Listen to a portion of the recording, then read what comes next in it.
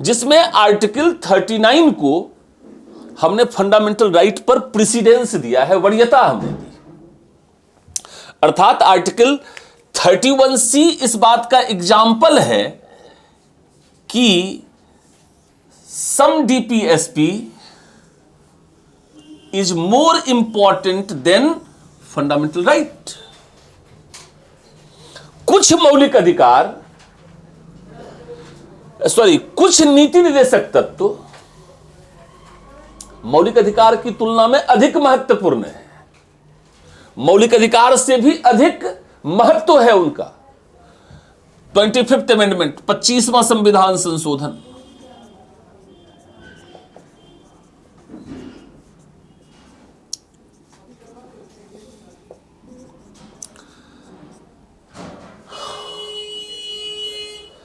यह सरकार के बदलते हुए दृष्टिकोण को बतलाता है।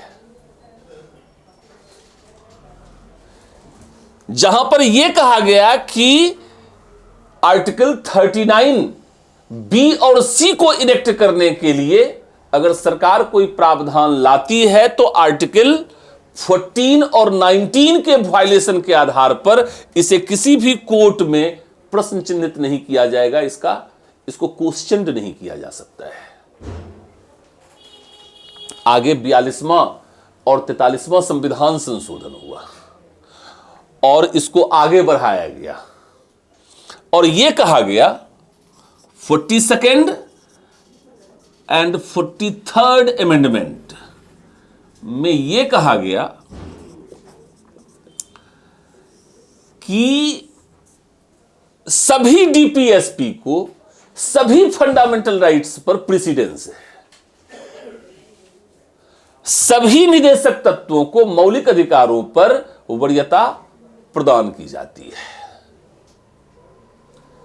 यह नोट मत कीजिएगा, इसलिए नोट मत कीजिएगा क्योंकि बाद में मिनर्वा मिल्स केस ने इसको क्वैश कर दिया है। लेकिन हम सिर्फ सरकार के दृष्टिकोण को बतलाना चाह रहे हैं कि सरकार का दृष्टिकोण क्या था। सरकार के अनुसार मौलिक अधिकार की तुलना में जो विकास है उसे सरकार ने अधिक महत्वपूर्ण माना। यहां पर स्थिति आकर के बैलेंस्ड हुआ, मतलब ये एक एक्सट्रीम को रिप्रेजेंट करता है, ये दूसरे एक्सट्रीम को रिप्रेजेंट करता है और यहां पर बैलेंस्ड आया। यहां पर बैलेंस क्या आया? यहां पर एक सिद्धांत दिया गया, समरस संरचना का सिद्धांत, doctrine of harmonious construction. Note कर लीजिएगा इंग्लिश में, doctrine of harmonious construction.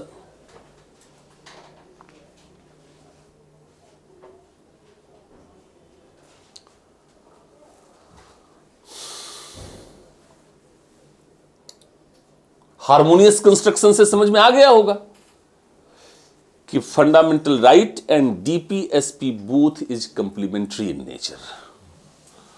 Fundamental rights and DPSP both is complementary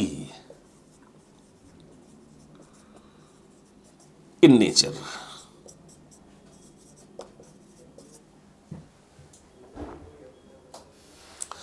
अर्थात मौलिक अधिकार व नीति निर्देशक तत्व दोनों ही एक दूसरे के पूरक हैं और समरस संरचना सिद्धांत कहता है कि मौलिक अधिकार और नीति निर्देशक तत्व दोनों के बीच समरसता होनी चाहिए। किसी को भी अधिक इंपॉर्टेंट और किसी को भी कम इंपॉर्टेंट हमें नहीं माना जाना चाहिए। इसी को आप दूसरे तरीके से ऐसे नोट कर सकते हैं कि rights promotes the development and development promotes the rights. That means without rights there is no meaning of development and without development there is no meaning of rights. विकास के बिना अधिकार अर्थहीन है और अधिकारों के बिना विकास अर्थहीन है।